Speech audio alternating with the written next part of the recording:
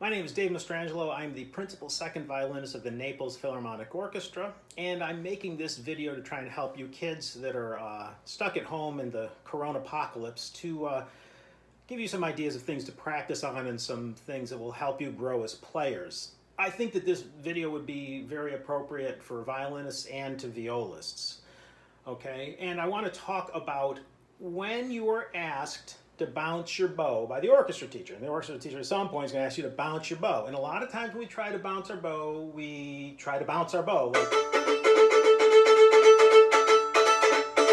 We try to bounce the bow, okay, but that ain't going to work, obviously. So when you're asked to bounce the bow, what's actually being asked, you're being asked to do a spiccato stroke. Because I always play second violin, the spiccato stroke is the most important stroke that I ever do. I call it my money stroke because that's how I make all the money I make in the orchestra is playing spiccato. As an illustration, let's say we're playing Mozart 40th Symphony with this lovely melody.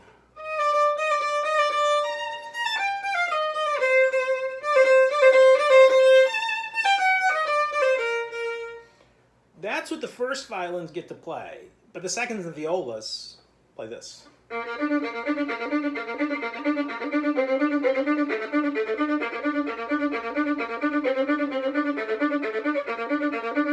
And that is the spiccato stroke. So for seconds and violas, we are asked to do the spiccato stroke most of the time. So to do the spiccato stroke, we first have to talk about the actual bow and how it's constructed.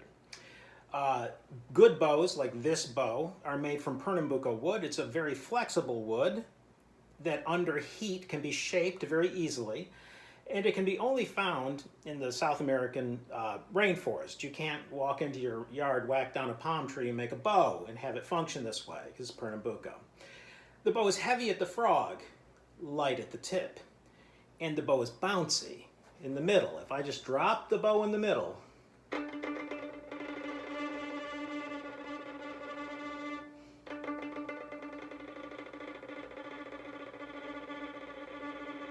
well, that was a good one.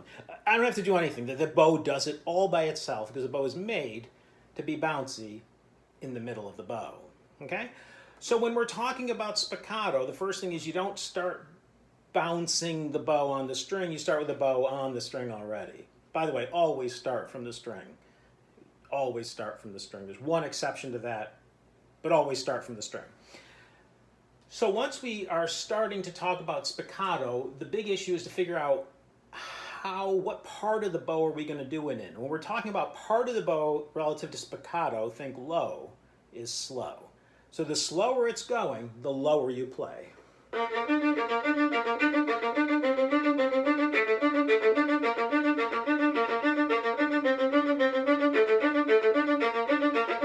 And again, I cannot emphasize enough, I am not bouncing the bow at any point. This is the bow doing the work it does if I just put it in the right part.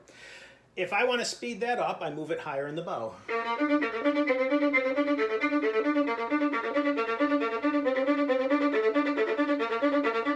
So when it comes to placement of the bow, low is slow.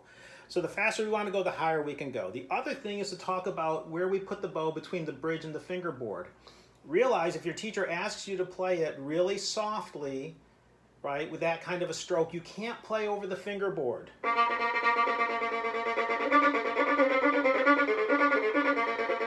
Because the tensile strength of the string is not strong enough at that point to support that stroke. So even if you're asked to play softly a spiccato stroke, it must still be done between the bridge and the fingerboard.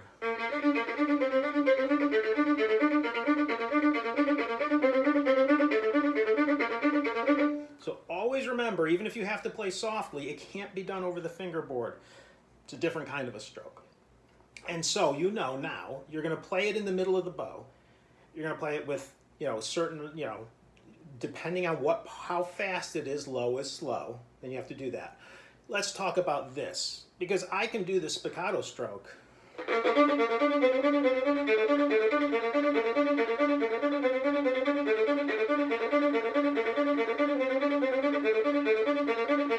I can do that all day because I'm very relaxed. So when we talk about what we do, we have to think of our bow grip and think of it like angled this way just a little bit, okay? Think of dumping a glass of liquid onto the floor to annoy your parents because you've been stuck in the house for 2 weeks, right? And so think of using the wrist and using the wrist like this. If we use the wrist like this, the bow does things like this. No good, because you're hitting extra strings. So you have to take the bow grip, angle it, and then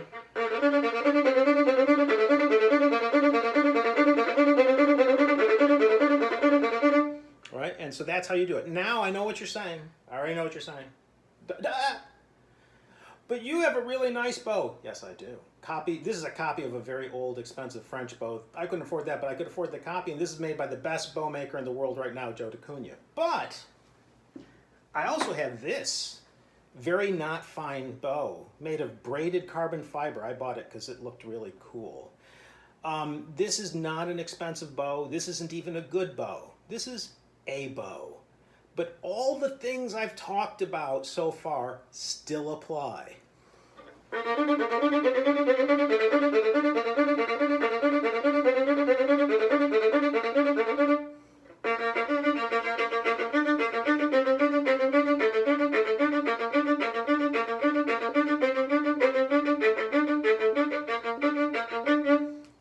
Low is slow, mid bow, all the things we talked about still apply even with a bow that isn't very good. But now the question is, how do we practice it?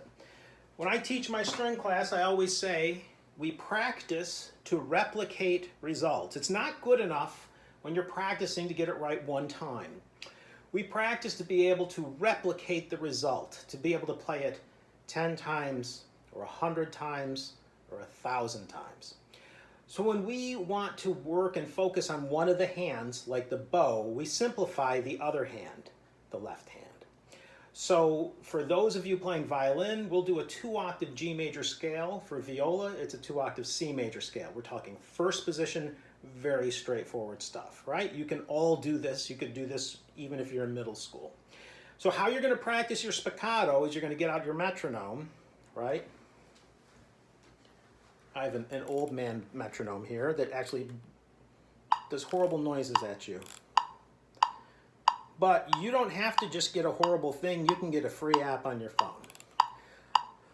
So what I would do is I would set this metronome to something like, let's say 100. This is going to be on the slow side of a spiccato. And you're going to do 4 beats of spiccato for every note, G major. So your scale is going to look like this.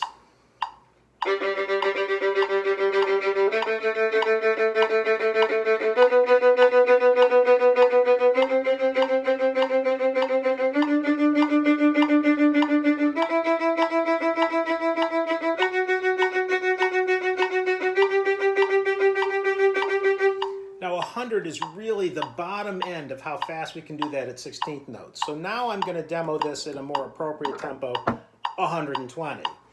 So now I'm going to do the same thing. I'm going to finish the scale. See, this is going to work just like this.